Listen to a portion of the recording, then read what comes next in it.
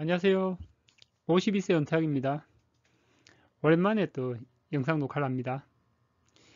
제가 그간 유튜브 운영에 대해서 이렇게 이것저것 자료를 좀 찾아봤거든요. 유튜브를 하는데 제일 중요한 것 중에 하나가 일관성이더라고요. 일관성이라면 주제의 일관성이죠, 그죠? 한 가지 주제에 대해서 꾸준하게 하는 게 중요하고, 두 번째로는 유튜브 영상 업로드의 일관성이 중요하더라고요. 그러니까 일주일에 한 번이면 한 번, 두 번이면 두 번, 정해진 시간에 꾸준하게 하는 게 이렇게 일관성을 유지할 때 유튜브 노출 알고리즘이 이걸 해당 채널을 더 노출을 하고 유튜브가 더 성장을 하는데 큰 도움이 되는 것 같습니다. 그래서 제가 향후에는 요걸 좀 이렇게 한번 맞춰가지고 한번 운영을 해보려고 합니다. 자, 오늘은 연금 계좌 중간 점검을 해볼 예정입니다. 제가 어제 보니까 연금 계좌가 플러스로 양전을 했더라고요. 지난 3월에 플러스였는데 5개월간 마이너스를 허덕이다가 이번에 양전을 해서 현재 연금 계좌가 제대로 운영되고 있는지 한번 점검을 해보고 추가로 이제 지난달에 소개했던 올레드 포트도 최근 편입을 했는데 이 내용도 잠깐 보겠습니다. 자, 오늘 목차입니다. 연금 계좌 퇴직연금 계좌 2개, 연금저축 계좌 2개, 어떻게 운영되고 있는지 세부적으로 살펴보고요. 올레드 계좌 지금 추가한 지 한 달이 됐는데 수익률도 한번 보겠습니다. 먼저 연금 계좌 수익률을 보기 전에 미국 대표 지수 세 가지를 먼저 볼게요. 첫 번째로 S&P 500입니다. 원래 1월 3일 4,790으로 시작을 했고요. 가장 많이 하락했을 때가 6월 16일 날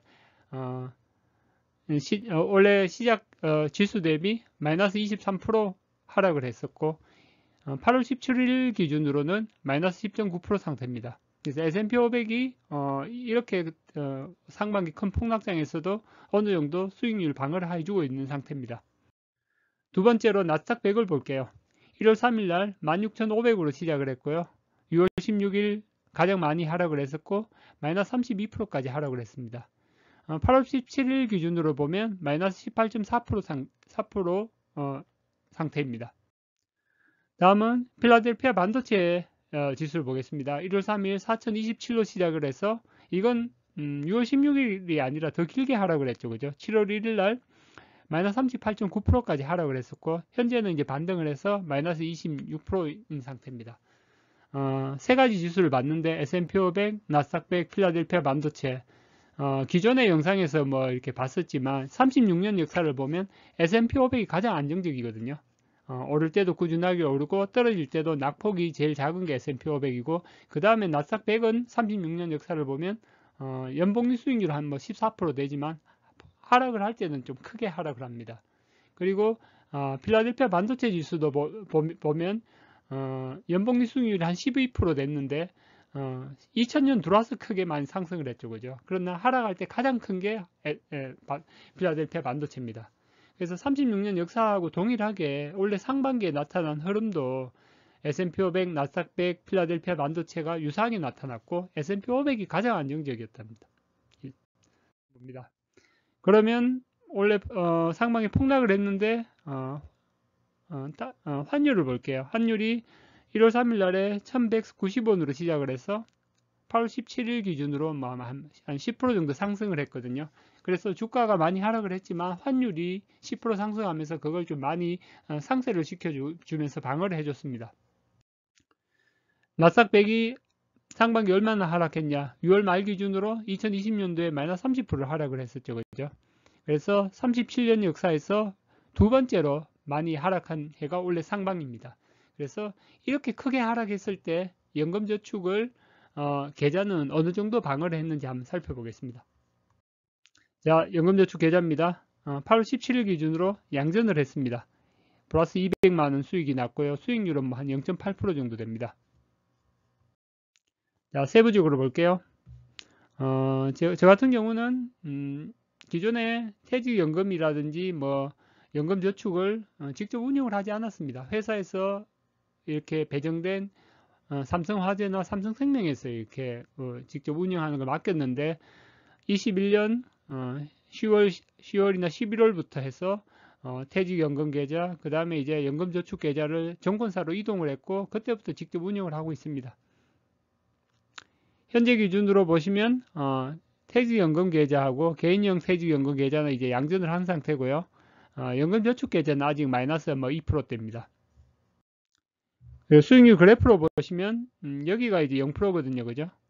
원래 3월에 양전을 했다가 또 마이너스 11%까지 하락을 했다가 5개월 만에 최근에 다시 양전한 상태입니다. 세부적으로 볼게요. 퇴직연금 DC 계좌는 미국 주식 ETF에 70%를 넣었고, 그 다음에 저축은행에 30%를 넣은 상태입니다.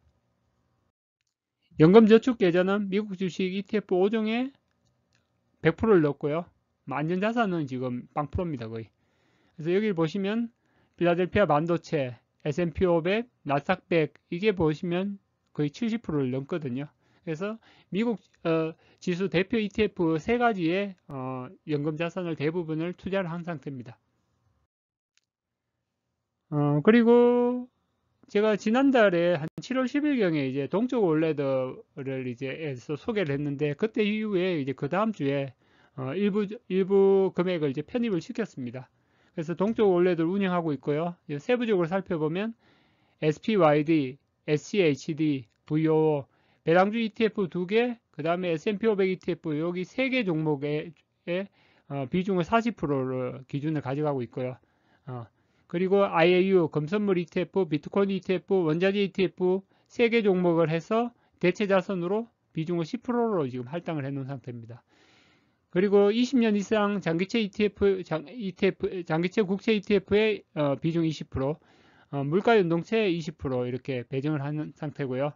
PFF는 은행 고정금리 우선주입니다. 우선주 ETF에 10%를 배정한 상태로 이렇게 이제 기준 비중을 가져가고, 여기에 이제 52주 평균 모멘텀 스코어를 구합니다. 평균 모멘텀 스코어는 이제 0에서 1의 값이 나오겠죠. 그죠? 이걸 곱한 동적 비중을 기준으로 해서 가져가고 있습니다. 현재는 근데 SHY 단기 국채에는 뭐 제가 자금도 부족하고 해서 얼마 안 넣은 상태고요. 이렇게 해서 현재 한 350만 원을 매수했고 한 달 만에 수익률이 한 4.7% 상태입니다. 근데 이제 동적 월레드는 수익률 한 1년 연평균 한 8% 정도 복리 수익률 목표로 하는데, 이건 5%만 나와도 됩니다. 왜냐하면 여기 보시면 미국 주식 ETF 배당률이 2에서 4% 되죠, 그죠? 채권이나 뭐 고정 배당 우선주 ETF도 보면 뭐 2에서 뭐 8%까지 나오기 때문에 수익률이 5%만 나와도 배당 수익률이 이제 2, 3% 나오기 때문에 8%가 됩니다. 자, 정리하겠습니다. 자, 기존에 이제 퇴직연금 DB형을 제가 했었고요. 그리고 연금저축은 보험사에 맡겼습니다. 그죠? 이게 수익률이 한 1, 2% 나왔죠, 그죠? 그래서 이게 이렇게 운영을 하면 원래 같은 경우는 보시면 뭐 7월, 8월 보면 미국 보면 물가 상승률이 YOY로 전년 대비 보면 뭐 9%, 8% 이렇게 나오잖아요, 그죠? 이렇게 운영해서는 물가 상승률을 못 따라갑니다, 그죠? 그래서 뭐 안정적이긴 하지만 확실히 물가 상승률을 못 따라가기 때문에 자산이 쪼그라들게 되죠, 그죠? 그래서 원래 작년 11월부터 해서 뭐 제가 이제 직접 정권사로 퇴직연금 계좌를 이동을 해서 연금저축 계좌를 이동해서 직접 운영을 하고 있고, 현재 기준으로는 뭐 이제 겨우 양전한 상태지만 연말에 가서, 그리고 장기적으로 봐서는 이게 훨씬 이익이라고 생각을 하기 때문에 이렇게 운영을 하고 있습니다. 그리고 선택 계좌 중에 이제 제 주식 계좌 중은 성장주에 올인을 했는데, 올해부터는 이제 올레드 포트를 추가를 해서 하락 시에도 좀 안정적으로 은퇴 계좌를 운영을 하게 지금 진행하고 있습니다. 자, 뭐 여러 가지 뭐 포트 운영 계획이 있지만 본인한테 가장 적합한 계획을 본인이 수립을 하고 시장에 휘둘리지 않고, 그죠? 항상 그걸 고집스럽게 밀고 가는 게 가장 중요할 것 같습니다. 자, 그럼 오늘 마치겠습니다. 즐거운 주말 되십시오. 감사합니다.